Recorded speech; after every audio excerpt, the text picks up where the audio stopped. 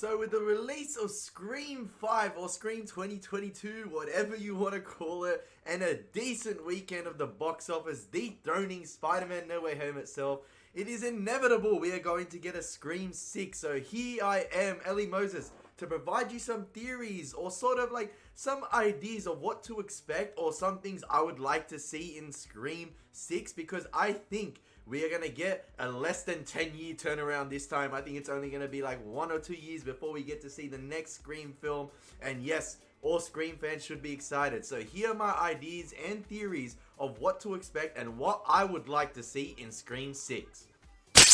Hello there. Starting off right here, guys, I think what's crucial to Scream 6 as well, and what's crucial to Scream in general, is the meta humor and commentary the films provide. That's always made Scream so unique, and it's always just interesting to see what the films make fun of themselves. And I think we pinned it down perfectly, or one person pinned it down perfectly in the live stream the other day, and I really enjoyed this idea. This is going to be just a few ideas thrown around in this video of what to expect, or like what I would like to see in Scream 6, and some ideas they'd like to go. So copyright, trademark, Ellie Moses, you better come deal with me, Paramount, if you want him in your film in Scream 6. But nah, I'm just joking. Number one thing I'd like to see in Scream 6, and you guys all pointed out in the live stream as well, is the Ellie Moses cameo. Yes, I would like to see one of my famous skits come into play, and I've got some on the way as well, so hopefully that can happen. But yeah, just tooting my ego a little bit there. Yeah. Just a quick side note as well, guys, before I delve into the proper stuff I would like to see. We are doing a live stream this week on Who Killed Who, and I'm got about 190 votes on the community tab for that, so I expect more than 180 of you to show up, because 90% of you said yes, and I cannot wait to have that stream, because we are going to do votes and polls and hopefully pin down who killed who in Scream 5, so it's going to be amazing. So make sure you sub to the channel for that. And as well, okay, first thing I would like to see in Scream 6, for example, I'd like to see more of Neve Campbell play a prominent role in the film with Gale, as well, sort of like a quartet going on in the film with Jenna Ortega's character Tara and Sam. So like a 2-on-2 quartet, sort of teaching him the ways of their experiences within the Scream franchise and what they've experienced as well, and having to deal with that.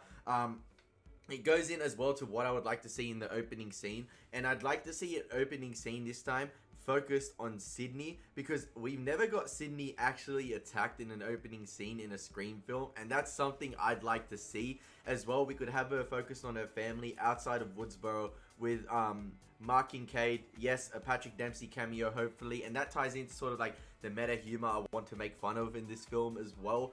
So you have a cameo of Patrick Dempsey, and Sydney wakes up, goes downstairs to the kitchen, lights go out in the house, and this scene ends up being like a Ghostface using a glow-in-the-dark mask, and he's sort of playing with Sydney and toying with her the whole time.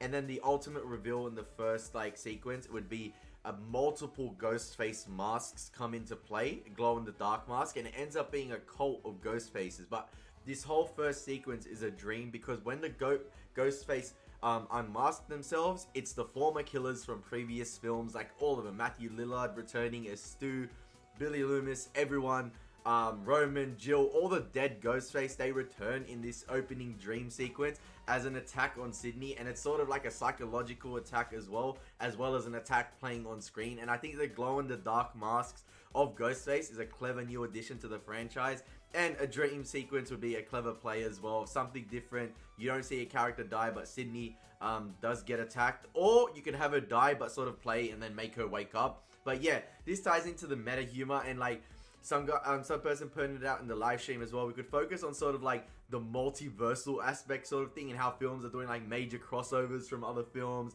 It's been happening, like for example Spider-Man, Marvel, the multiverse, now DC are doing it with Flashpoint. Jurassic Park is sort of doing like crossover recall as well with Dominion, bringing the characters from the first film, inserting it into this one. So that's why you can have all the original Ghostface killers return in the opening scene, like as a clever play in a nightmare sequence, so they can all interact with each other, the multiversal aspect. But then it ties in as well to what's going to happen in the film. You could have an attack on someone, like a real attack in the beginning on someone in like someone's house, and someone dies, and it forces everyone to the return to Woodsboro. Like, I'm talking about, we are having, like, the Avengers Endgame or the Spider-Man No Way Home of Scream. Like, we can have Joel returning, for instance. I saw a lot of theories as well as, like, Martha Meeks' husband, Joel's, Gale's ex, or the smartest character in Scream, for example, who ran off in Scream 2 after all the killings. He's Martha Meeks' husband and father of Mindy and Chad. As well, I'd like them to explore Sam's parents as well. I reckon have a prominent actor or actress come into the play for Sam's parents, just to draw more seats in as well, and just have like, yo, I want to go see that person in the Scream film. I think it'd be sick as well.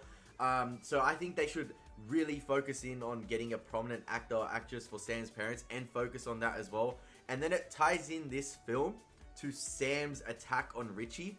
That plays a prominent role in who the Ghostface Killer in this film is going to be. And originally I had the original Ghostface Killer as being Stu, with the leader of all these Ghostface cult. Like, the reveal is a Ghostface cult, so we finally have more than 2 killers or 1 killer. I think it's time for the Scream franchise to do that. So it's someone, or like Stu, controlling the mantle of all these Ghostface killers. Now, originally the idea was to have Stu like the mastermind behind everyone, and I think I might go with that. Stu, the mastermind behind this Ghostface cult, but the Ghostface cult is mainly survivors from the Scream films. For instance, Kirby is part of that. So Kirby is part of the Ghostface cult. And then the other character who I was going to have as either the main culprit of this cult or leader, but I think now, thinking about it more, is going to be a part of this cult, is Sam. Yes, I'm going to make Sam one of the Ghostface killers in this film, all part of this cult. And her reasoning for that is,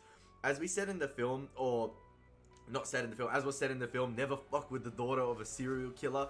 I think we could have that moment where she kills Richie and brutally destroys him. I think maybe we can play on the psychotic nature of Sam, and it unlocked something in her mind where she's just gone psychotic. She really enjoyed doing that to Richie, and she wants to be like her father, Billy. So I think that is a clever play on that. And then obviously, Jenna Ortega's Tara is like sort of the new Sydney Prescott, and Sydney has to teach her that after the film, like after they've done with all the Ghostface cult. And like, I don't know, you could sort of have like a team up. All the other Scream characters take on the Ghostface cult, and it's just eliminating each other, and it's just like a final showdown in the house. It'll be like a 5-on-5 or something like that. I don't know. You can have all these characters. You have all the teens back as well that have survived.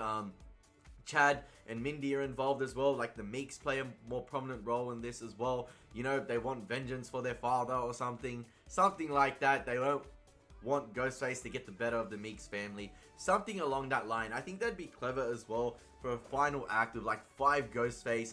They cut off the power in the house, and then bang.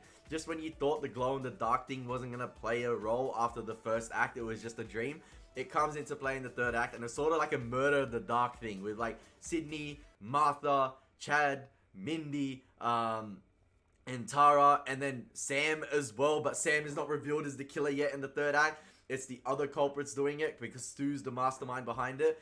And I was thinking, like, do we make Kirby a part of this Ghostface cult if you guys like this idea? Or do we make Kirby part of Sydney's team? It's sort of like a team up sort of thing, but I'm not sure how that will go down with you guys. And then obviously we can have your generic chopping block characters as well, part of the school, like new teens to the fray. I don't know, get some of the guys from Cobra Kai in it, Peyton List, I don't know, get some more in there, I don't know. But yeah, that's sort of my generic idea. Play on the multiversal sort of aspect of it and have all the OGs return in a clever way in the dream sequence, and then maybe make Stu the mastermind behind it all, or you make Sam the mastermind behind it all.